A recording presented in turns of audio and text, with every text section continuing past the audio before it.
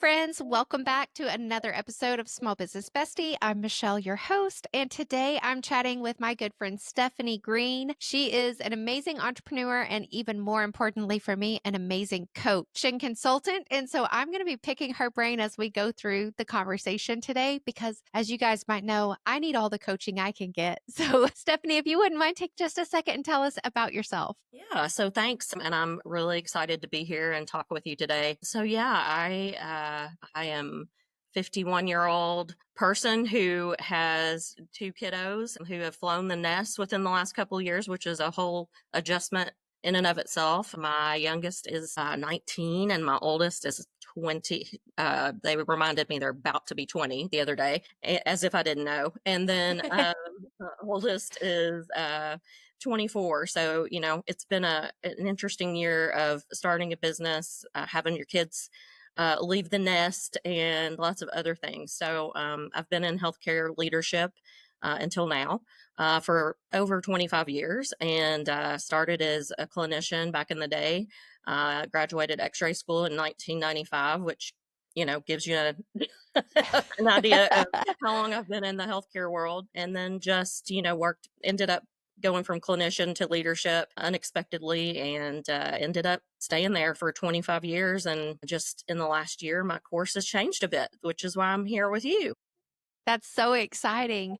I mean, I want to unpack all of that, but I'm going to start with your course has changed within the last year. So, what are you currently working on? Yeah. So I started my own business, Healthbridge Consulting, in June of 24. So I am doing consulting for healthcare organizations, still operational consulting, but my real passion and love is in leadership coaching and development. And so I do both of those things. I have been doing clinical operations for, again, 25 years, which is a very long time to be solving clinical healthcare problems, which, as most people listening could imagine, are really not solvable in a lot of ways.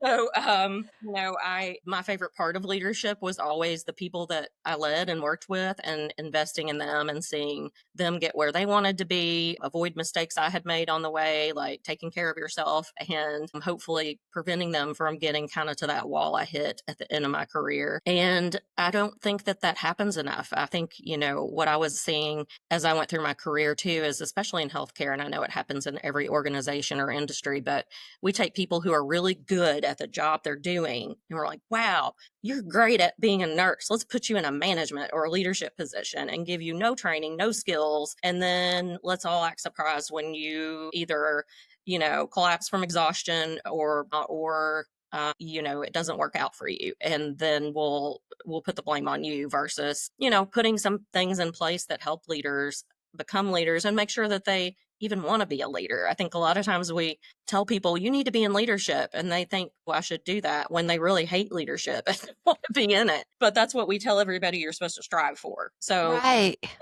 people end up in the wrong seat because they feel pressured to be. So, Absolutely. I know that happened to me whenever I went from being a solopreneur massage therapist to opening the spa. Suddenly, I was supposed to be the leader of this team of people. I didn't know anything about how to be a good leader, And sadly, up to that point, I don't feel like I had seen a lot of great examples of what a good leader looked like. And so I was emulating all of these ridiculous things that I had learned through my time in the military and restaurant work and all of these things. And I was like, well, this is how people led me before.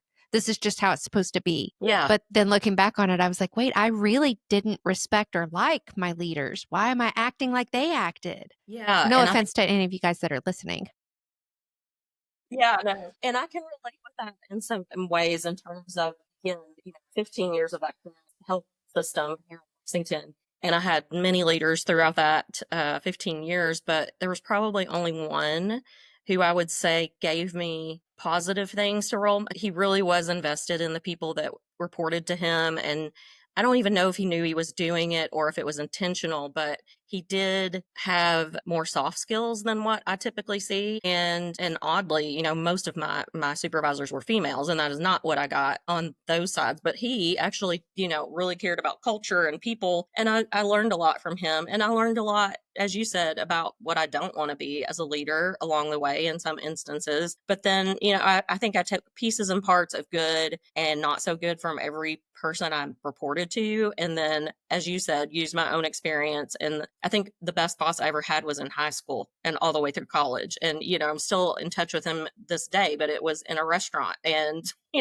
he taught me what good leadership looks like and what caring about your employees looks like. And I was, 16 when I started working there. So yeah, it's interesting who can teach you the lessons along the way. It's not always where you think it's going to be. So I kind of strive to be the leader that was saying, hey, let's talk about the unseen part of being a leader and how hard that is and how you take it home with you every day and what all the expectations that have been role modeled for you and how screwed up those are in a lot of cases.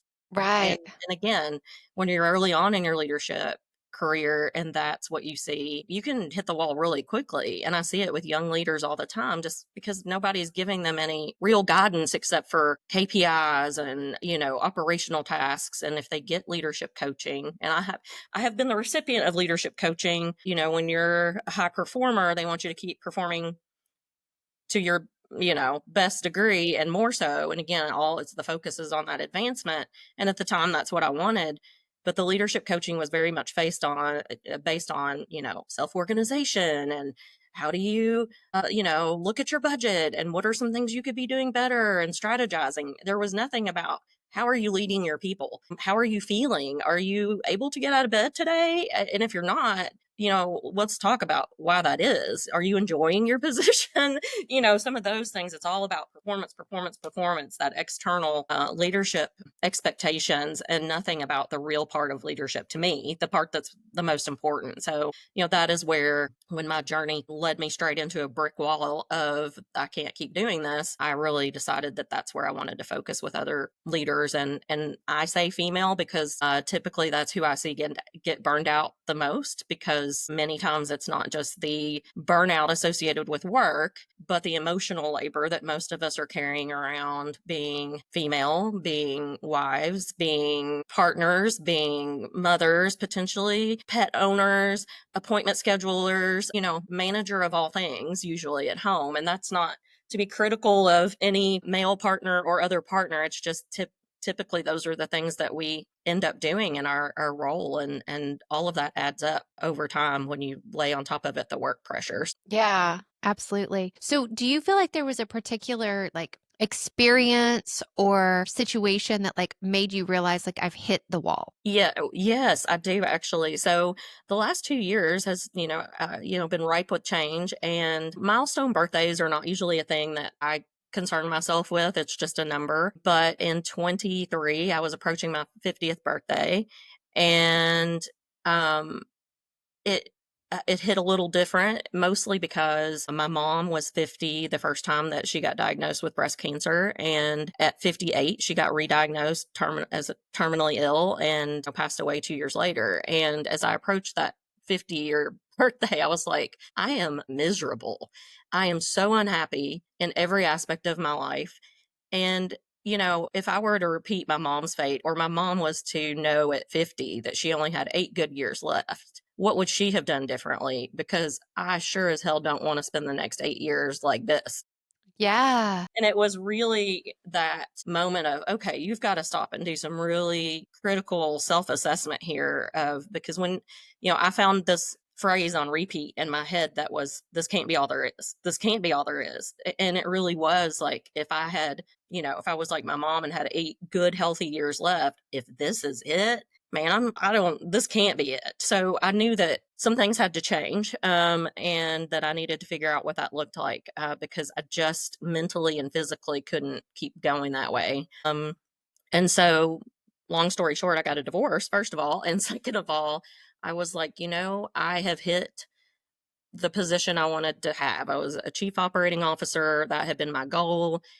And yet I got there and wasn't happy. And I was less happy in that role, as a matter of fact. And I finally figured out that, the other thing that happened along the way there is, at 49, I finally got diagnosed with ADHD, which, really was no surprise. Both my kids have it. Let's just say one of my parents is probably in denial about having it. And so the genes run strong in my family. And, had always been a joke, haha, mom, we know you have ADHD. But I decided I wanted to go get diagnosed. And it's a 3-day process. And by the end of the first day, the psychologist, who is wonderful, was like, I mean, we know where this is headed, right? And I'm like, yes, I know where it's headed. He's like, but we have to finish the next 2 days. And I didn't expect for it to be so impactful, but getting that official diagnosis made me mad. It made me sad. I went through this whole grieving process in the middle of all of that, because I could then look back through my whole life and say, this is why this was this way. This is why I've always had to stay up till 2 a.m. working. This is why, there's just a myriad of things that I realized were real and that weren't excuses. It was context. And I say that because what I started to realize was, in that role that I had strived to get to for so long, authenticity is a superpower in my mind. And what you see is what you get, for better or for worse, with me. And people who have worked with me, or who I've led, have always commented on the fact that they appreciate that, but maybe the peers around me not so much, because I'm different. I'm differently wired. And that means if I'm passionate about something, I'm really passionate about something. I am worried about people. I use a lot of words, which, can be problematic. And I just felt, I was like, you feel like a square peg in a round hole every day of your life. Mm. And especially going to work. And I just realized I wasn't able to live, authenticity is like, if you do the core values exercise, it's my top one. And I didn't feel like I could be myself, because I was either masking to play down the part that, I'm a strong female professional, or I'm masking my ADHD symptoms to make other people feel more comfortable. And I'm not focusing on all the soft skills and culture and all those things that I think are more important. And that if you lay the foundation of that, all the KPIs will come. And that wasn't a space that I was in. And so there's this misalignment between personal and professional values. And I was living that misalignment at home as well, by the way. And so, yeah, it was coming from all sides. And I just thought, if I have to get up every day and continue to try to be somebody I'm not, I mean, I do good work. The work is always complimented, but I don't feel good about myself, and I don't feel like other people feel good about me, then I can't do this every day. That's why I felt so crappy. And again, it was, I can't get out of bed. On the weekend, once I hit the bed, it was like, I'm going to be watching Netflix for the next 48 hours, because I can't physically get out of the bed. And I knew, I mean, and obviously there were a lot of other things going on too, but nobody wants to spend their life that way. So, Right. unique. I hate to sound this way, but the divorce gave me a unique opportunity to be like, you know what? If I was ever going to start my own business, now is the time. I'm selling my house. The kids are moving out. I'm going to downsize, move into an apartment that I love, by the way. Shout out to Park Place. And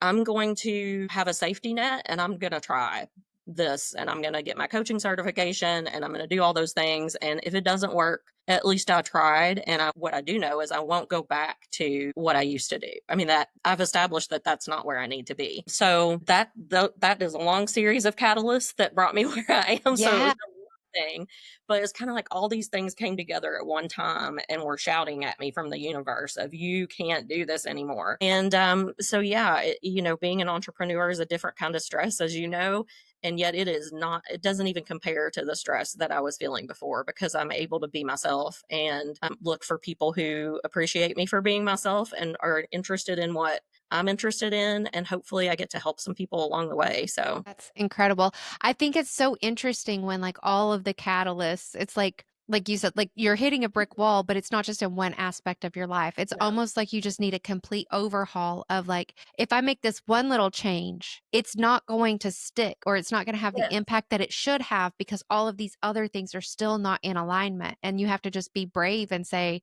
I'm going to bowl the whole thing over and build it back from scratch. And that's kind of how I do things in life. Yeah.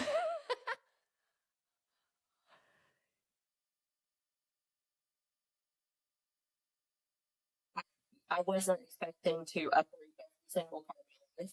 If I was to somebody all the things that have changed in the last 2 years, that's a lot of stuff. And that's not all of it. So yeah, it's a huge period of adjustment, um, and not all fun, but it is. It is exactly that. And what I would really get annoyed by, you said not one thing is going to change it.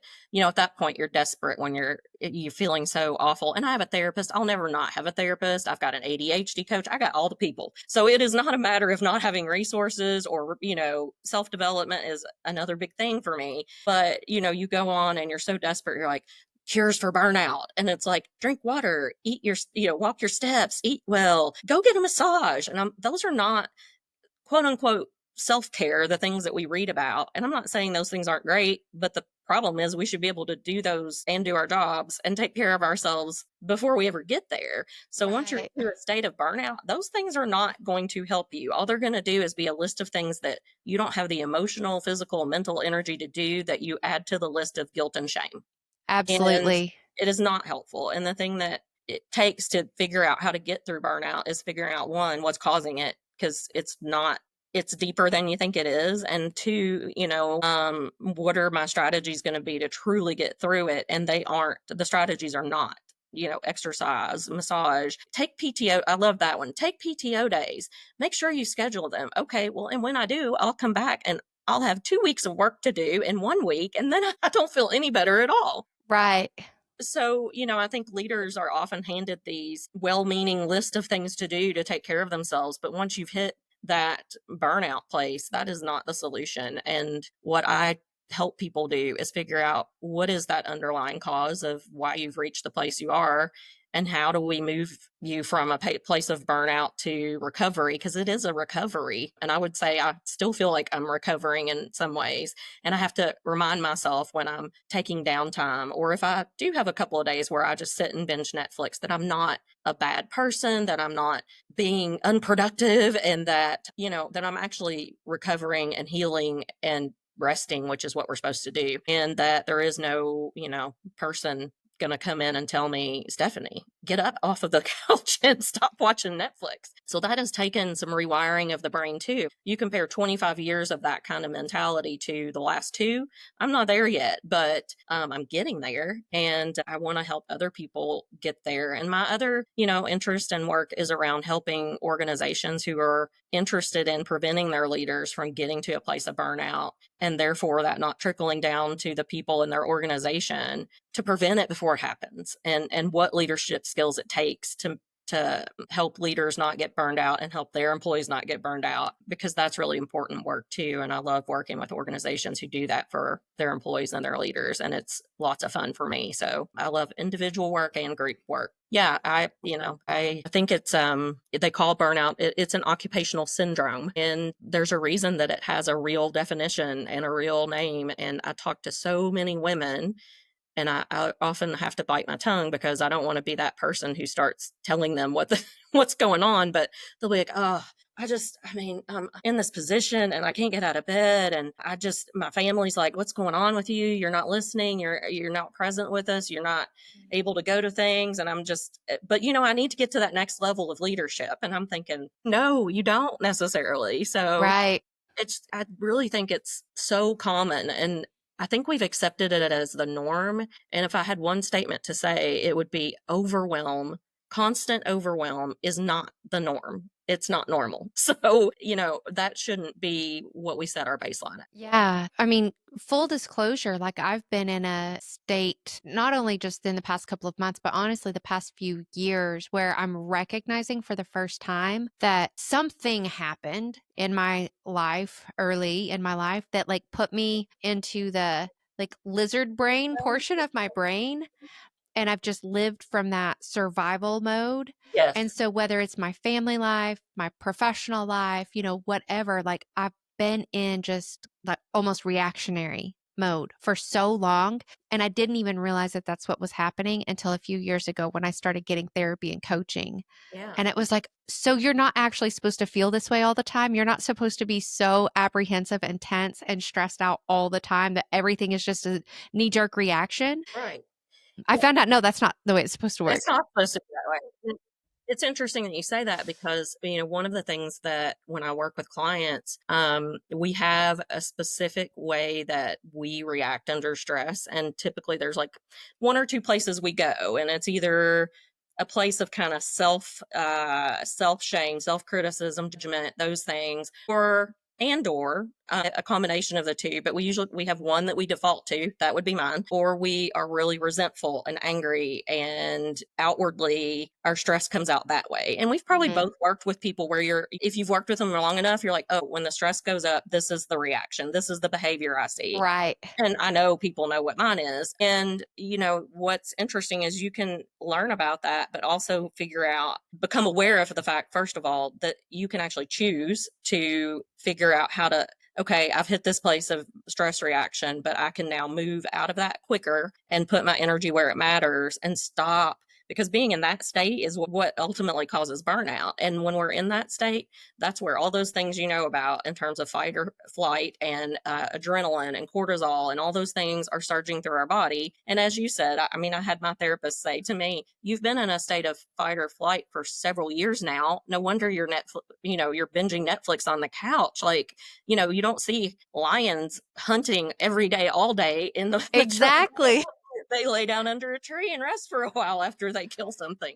So, I mean, it is very much exactly what you just described, of being in a place of all I can do is react because I can't get out of this place of, stress and anxiety and overwhelm. And so once I wish somebody had been like, "Well, okay, there's a better way." Like, and I'm very self-aware. I know I'm doing it, but nobody really helped me figure out on the coaching side. Therapy's one thing. We go back and talk about our deep rooted problems and start, realizing things about ourselves. But, burnout is a right now thing. And it's like, what can I do right now to start moving out of that? And again, Right. not take years for me to figure out why I'm here, because I don't have years Yeah.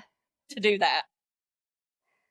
Yeah, when I was really trying to work through I wouldn't have called it burnout, but it was that place where I'd hit a wall Right. and I was like, I can't live like this anymore. Like, I don't want to be this reactionary, angry, bitter, shameful person. Like, Mhm. I don't feel like that is who I am at my core, but that's who I present as, you know?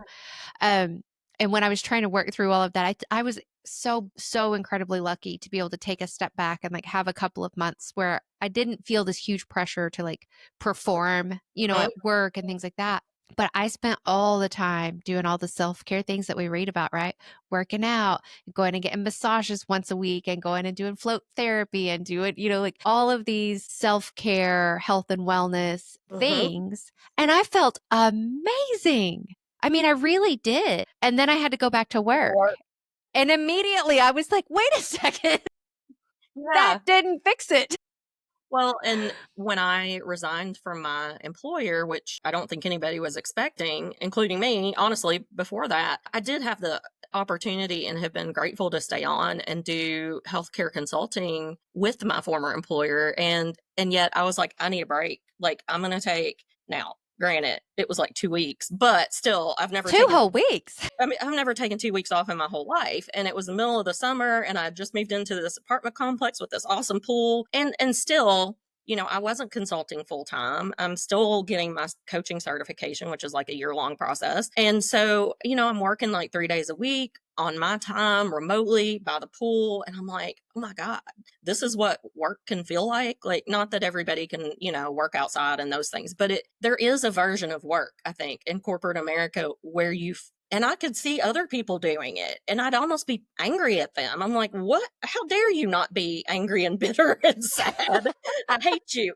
And I went from that very sad, my gosh, poor me, I can't figure out how to survive in this role, to being real mad all the time. And like you, I was like, this is not me. I am so angry and resentful, and that is not who I want to be. It's a place I don't like to be at all. Like, I'm not comfortable in that space. I'm much more comfortable being guilty and shameful, but Right. I'm not comfortable being mad and resentful. And again, I'm mad at home, I'm mad at work. But when I, would look around and see my peers who weren't working 60 hours a week and who weren't having to change anything about themselves when they came to work and were accepted and everything was great, I was mad. And so then when I left, when I took that 2 week break, and I did laugh, I was like, well, it's only 2 weeks, but who takes a 2 week vacation? Not many of us, right? Right. And then just started not working. I was working full time. I'm still working full time, but in a different way. I was like, oh, so, and I don't feel this pressure to show up as anybody else but me. I can kind of set my hours. I can work from my patio. I can I don't have to worry about, especially being someone with ADHD, what I'm not doing is sitting around worrying about how everyone else is perceiving me every minute I'm in existence. I Yeah. mean, I worry about that a lot anyway because I'm constantly thinking, oh, you're using too many words, you're whatever it is. But I'm not having to think about that because the only person that really matters in this context is me and whoever else I'm working with. And as I said early, before we even started the podcast, it's like, what you see is what you get, and hopefully people will be drawn to me because of who I am, and then if they're not, they don't have to work with me. So that's, Yeah. I don't have that pressure, of feeling like I need to show up as somebody different in order to be accepted or to be valuable in the work I do. So that has been a huge relief just in and of itself. And I know that there are other people too who are in that same boat. I recently did a presentation about leading authentically. And in the presentation, I took a different approach because again, I just am me, and I put a whole slide montage of like, okay, we're going to talk about our values and how if they're not aligned, you can, have a problem in your leadership and what authentic leadership really means. But in the spirit of being authentic, I'm going to put a slide in here and it had all these pictures of like things that are represent my values in my life. One of them being, I don't know if anybody else is this skilled. I'm sure we've all put a, started the coffee maker with no cup or, whatever. But I am super talented in that I put my coffee mug upside down under the Keurig and started it. Never noticed that it was up. How do you do that? I turned around and I see the coffee mug is upside down. Coffee is everywhere. And all I could do was laugh, and humor is part of what gets me through. So that was a picture in the montage. And I said, I have ADHD. This stuff is not abnormal for me. And I think it's a perfect representation. The upside down coffee cup with coffee all over the place is kind of a picture of me, really. And I had two women come up to me after the presentation and they were waiting to talk to me. They were like, hey, we both have ADHD and we were diagnosed late in life, like you, as many of us women are. Um, and we wanted to say thank you for talking about it because we don't know how to show up as ourselves sometimes. And we're going to ask you, like, what does that look like for you? And also, nobody ever talks about it in leadership because, you're afraid. And I mean, I talked about it at work. I did a article on anxiety and ADHD. And when I left the organization, two people came up to me and one of them said, and she was a certified nursing assistant, the backbone of healthcare, and said, I heard you're leaving. And I just wanted to say, I'll always remember that article you wrote about your anxiety and how you'd had it your whole life because I always felt really alone. So thank you for that. And I was like, if that's all I'm remembered for in this career, great. And then, Yeah. and the people walking up, the two ladies who were like, listen, nobody talks about ADHD and we're afraid to admit it at work because what will people associate it with? Oh, they can't stay on task. They can't do their work. And so those things always surprise me when they're said, but it does tell me that there are other people out there who are like, I don't know how to show up as myself. And what does that look Yeah. like? And when we can't be who we are, of course, it adds on to the burnout, phenomenon. Yeah. Yeah. Yeah, I wasn't expecting that at the presentation, but we all got some good laughs about the coffee cup being upside down and shared all of our ADHD stories.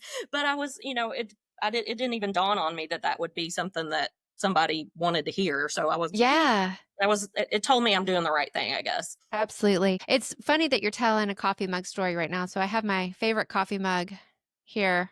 I have about 6 of these. Yeah. Uh, do you know Stephanie Spires? I know the name. I feel like I do, but not well personally. Yeah, she's a small business bestie. She's amazing. She That's has a where I group. know the name. Yeah.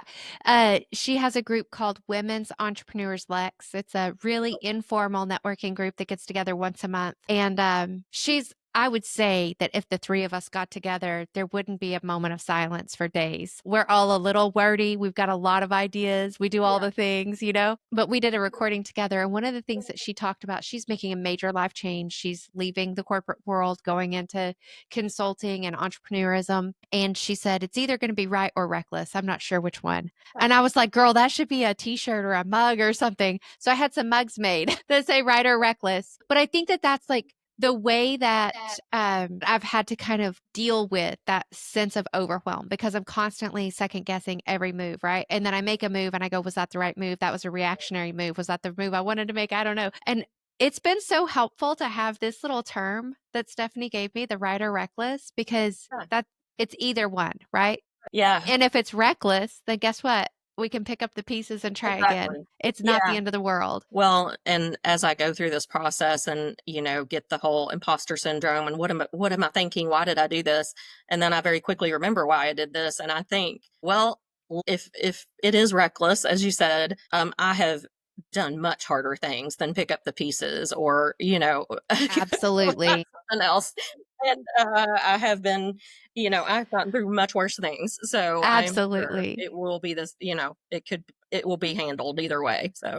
So let's talk more about what you're doing. Like, if someone was a leader in an organization and they thought, you know what, the organization that I'm working with, they don't put enough time, resources, energy into developing the leaders, and we really need some organizational help. What would that look like to work with you? So I can do a variety of things, but I do love to do group leadership development in organizations. And I have done that in my former employer that I still and am still doing that on a consulting basis for them. But group sessions are great. And I get feedback around, what are the things that they're interested in or struggling with. And I'll tell you the number one thing that I get asked to develop workshops or presentations around is having hard conversations. Like that is the number one thing I'm asked to do because nobody wants to do it and everybody needs to do it as a leader. And if you have a lot of leaders in an organization who really struggle to have hard conversations, whether that's performance or whatever it might be,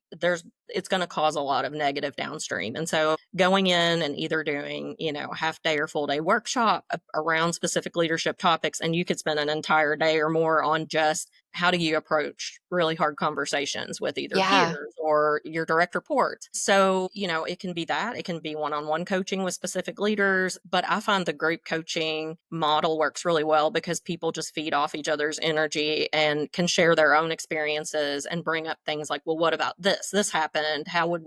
Let's talk about how would we address that? So I love working with groups inside of organizations. The content can be based on what the needs are of the organization and the leaders, or, leaders can work with me one-on-one, either on their own or through their organization. If an organization wants to have a leadership coach work with some of their leaders one-on-one, I can also do that. Where I see a real need is people just entering leadership at that middle management, if you will. I really don't like that term, but that's the one I have. Level where they come in, as I said, as new leaders, and they need to start developing those skills right away because you're immediately managing people. And if you can't have a hard conversation and you're managing a bunch of people, especially in healthcare, that's really crippling. Or if you don't know how to handle all the things that are coming at you, or you've gone from being a clinician to I have to give you a report. I've never used Excel. I mean, those things Right. happen. So I love working with that level of leadership, but I work with all little levels of leadership. And I think one of the common things I see is that when people get to a certain level of leadership, they think they don't need leadership development anymore. And I would strongly suggest otherwise based on my firsthand experience and observations. And I mean, again, it's that never stop learning phenomenon. And so, executives need to be engaging in leadership development too, because we have many who have worked their way all the way up to the top of the ladder and don't have some of the skills they need. So that takes some self-awareness, but again, it's needed at all levels. Yeah. I think back to so many of the employers or jobs that I've had over the years. I'm like, there was no sense of leadership, and Mhm. if they had just taken the time to invest in that, like the turnover, like the employee turnover rate would have gone so far down because a lot of the dissatisfaction with the job wasn't actually what we were doing or the customers or anything like that. It was that we weren't respected as team members and things like that. So yeah, that's really really great. I was recently told, I was saying I don't want a job in leadership. If I'm making a career change soon, like I don't want to take a job where I'm going to lead people because I'm not a very good leader. And somebody was like, what are you talking about? Like, look at the Facebook group that you have. Like Yeah. and I was like, maybe I should reevaluate. Maybe all Yeah. of this life coaching that I've been getting has Yeah. helped. But it's really interesting that the skills that leaders need are really just skills to be a really great human. Yes, and I mean they definitely transfer, and I think the traditional leadership skills that we have focused on, or that many of us Gen Xers have been brought up in and beyond, is that focus on business, business, business, and you leave work, your personal at home, and I show up to work and I'm a robot and I would do my thing and I would talk about KPIs and then I go home. And if I'm reporting to someone like that and they are not humanizing themselves or treating me like a human, then I've got a lot of questions about what's okay and what's not, and what's safe and what's not to talk about. Or is it okay to put my family first because I'm not seeing that modeled anywhere else? Or it's being said, but then I'm getting in trouble for it later on. We Right. support you, but now we don't.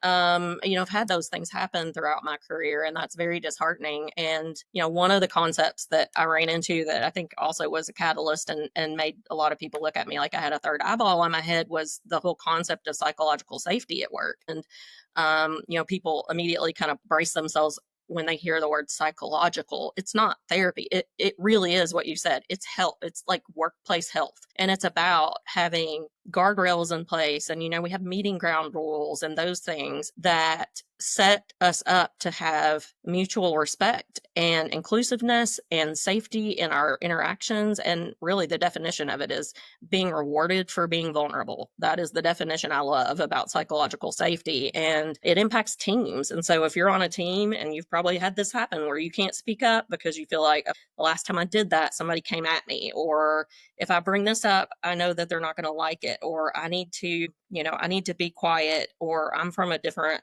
background and Mm. so my input doesn't matter as much. And there's a lot of ways to improve that. And when I started learning about psychological safety, and I did get a certification in that too, we would talk about these leadership development topics, and I'm like, it really all comes back to psychological safety. And what you said, being good human beings who are being respectful of other people in their opinions and their input, and allowing them to be innovative and push on the status quo without it being a problem. Learn under safety and not be shamed for not knowing something. And all of those things should be very practical and logical, but somehow it's made into, "Well, that sounds like a lot." And Yeah. it's really not.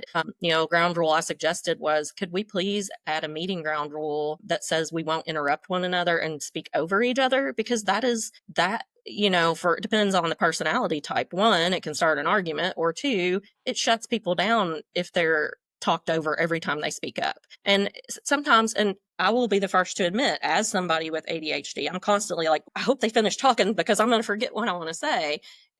So somebody might do it for reasons that are not to overpower or not for aggressive reasons, but simply it's something that they struggle to control, but it doesn't negate that it has an impact on people. And so, there's another one I see companies use: silence as agreement. Silence usually means that people aren't feeling like they can speak up. So I would be cautious about saying, well, if you don't speak up, then that means you agree. I would say if everyone's sitting there quiet, there's a reason they don't feel safe in saying, I don't know how I feel about that, or can we talk about that some more?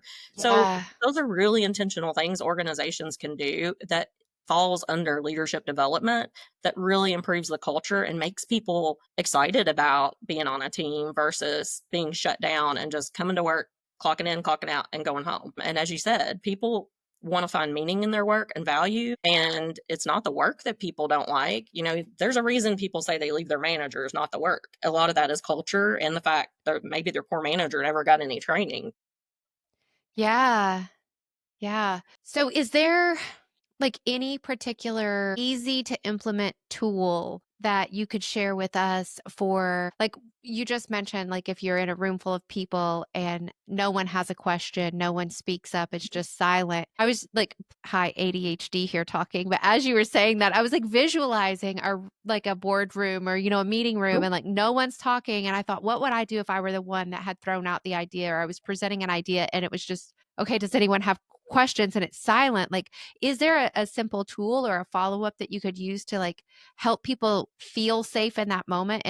And then you can evaluate, like, are you actually creating a safe place? Because if they're giving feedback and you react in a way that's not conducive, then you're the problem. But is there a tool that you would have for a scenario like that? Yeah, one of the things that we talk about in terms of the silence part of and it's real uncomfortable, right? Like, especially those of us who like to fill the silence because we're so uncomfortable with it. Used in teaching leadership development when, I ask a question or say, can somebody share there? And there's complete silence. I use the silence and it is very uncomfortable, especially again for somebody like me. But we'll sit there for a while. And eventually, usually someone will get brave enough to speak up.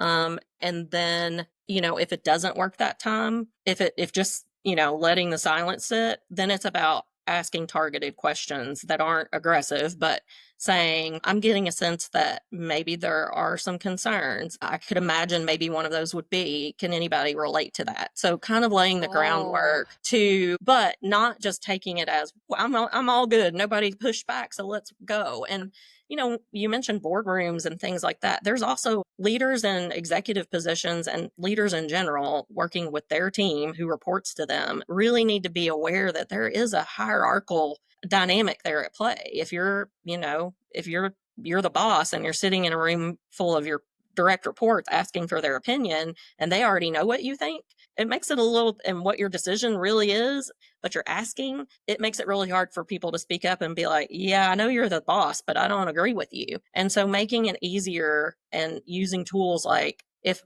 here are the things I thought about as I was developing this. Tell me what you think about that.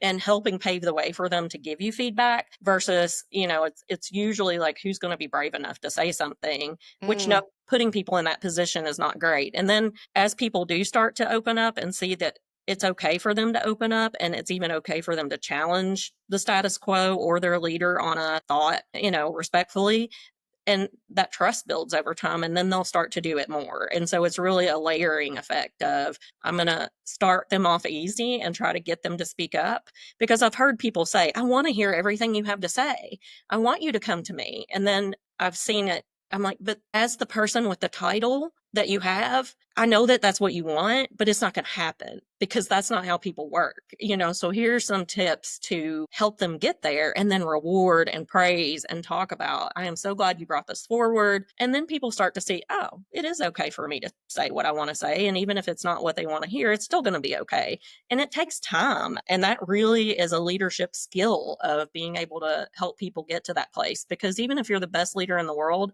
I was always so shocked. And I know this, I mean, it sounds like, I don't know, lack of self-awareness, but as I would, go up the corporate ladder, if you will, and be in a different position, I would hear people say, I was so scared.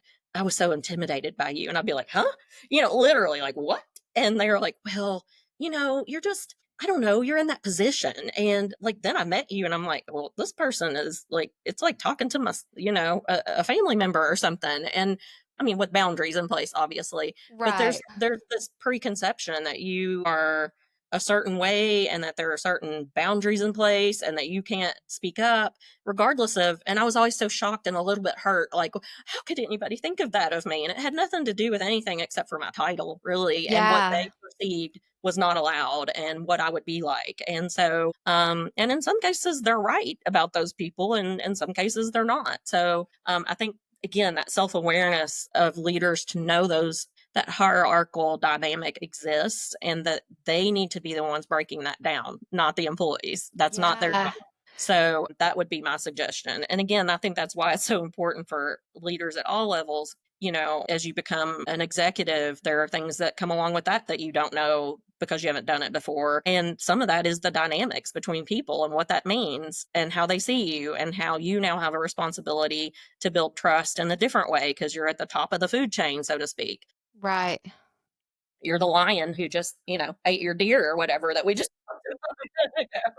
Yeah, and I think, like, bringing that back around for I think the majority of the small business besties who are listening to this are probably, like, the entrepreneurs who have maybe a team of 10 or less, Mhm. people on their team, and so I think it's easy when we're in the smaller phase, it's easy for us to think, like, nobody's gonna be afraid to bring their opinions to me Yeah, because, I'm just and I'm air quoting here, I'm just, starting out, or I'm just the owner of the salon, or whatever the thing is, right? right. And so we get this idea like, oh, surely these people they all feel like they can talk with me Mhm. openly.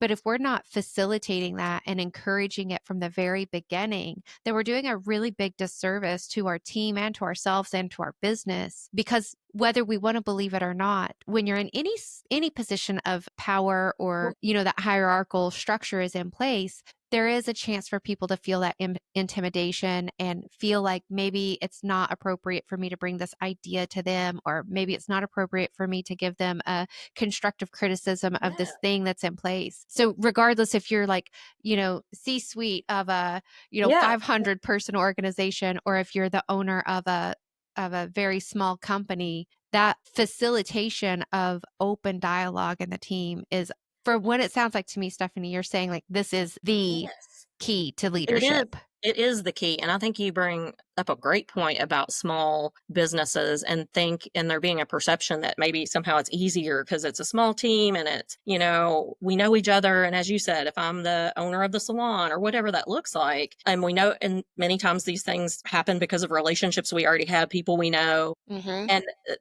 it's really hard to balance leading a small group like that, especially when people work together every day. It's a small group, you get to know each other. It's really hard to be quote unquote the leader, because you are in that situation if you're the owner of the business or whatever that looks like, but also balance boundaries and reestablish, oh, hey, what's this look like now? And Right. that's because it can go completely the opposite way too, where the leader now is like, okay, I don't know what's happening here, but Right. lost control. And so it's a tough thing. The smaller the team is and the department, you know, I would use the example as a department. Wow, the smaller it is, the harder it is. In my experience, working with leaders who manage small departments or, teams of people that work really closely together, like, I was inserted into a situation where I was on an inpatient unit, and it is a team that works together all the time. And it's a very small team, but the dynamics get even more complicated, I would say. And again, when you're this team of 10 or 15 people that work together every day and you're bonding over all these things that happen, but then you're also the leader. And if the leader's not able to have that balance of, I am the leader, I want you all to trust me, let's do this, but also I'm not your best friend, Right. that can be really difficult too in a small environment. Yeah. Yeah. So there's nothing easy about leadership. I think that's one of the takeaways. And the most important part, managing people and learning how to work with people, is the hardest part, the most rewarding part, and I think the part that sometimes we neglect the most when we become leaders and help other people become leaders, and that's a shame. So Well, it can really be the magic sauce. I'm glad that we've got people like you out there reminding us that, like, at the end of the day, people are what matter, Yeah. and if we're acknowledging that and working towards creating a space where our people feel Yeah. safe, Yes. then everybody's better off. Exactly. Yeah. Yeah. All right. Well, Stephanie, it has Thank you. been amazing Yeah. chatting with you. I'm so So glad to fun. know more about what you do and how you can help people. I'll make sure to link to all of your socials, your website, all of that in the show notes and description. Is there anything else that you want to leave our listeners with today? No, I think, for the only thing I'll say is I'll repeat a statement I said earlier.